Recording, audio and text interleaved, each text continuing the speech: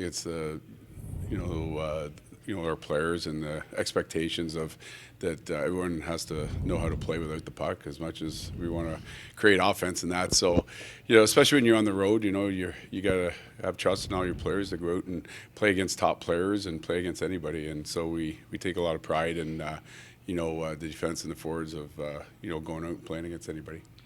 When you look at, I want to say probably the last month or so, and the goals against, and you're checking, has that been, pretty consistent in terms of the improvement and just maybe, the overall performance in that area?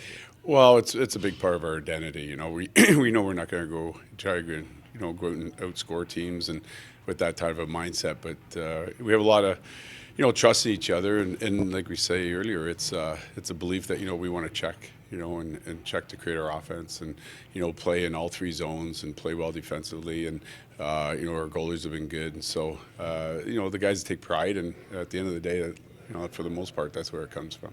What could a night like tonight mean for the group in terms of a road trip that you've been, you've gotten some results for, through the first 4 games, and an opportunity maybe to continue that momentum that you've established here? Well, it's amazing. It's a road trip and that, and it'd be great to finish with a win here tonight. But you just look at the standings, and you can't stop. We go home and we're going to be playing tough teams again. So tonight's going to be a real challenge. They're good here at home and good hockey team. So. It's just the race has already began, and you got to win to keep pace. Kind of crazy, right? They're keeping pace. Like we've asked the guys, it's like for the last month you guys picked up a lot of points. Yeah. And not that hasn't been good in the standings, but the Seattles and the LAs aren't dropping many either. No, they're still rolling, and so you look at it and.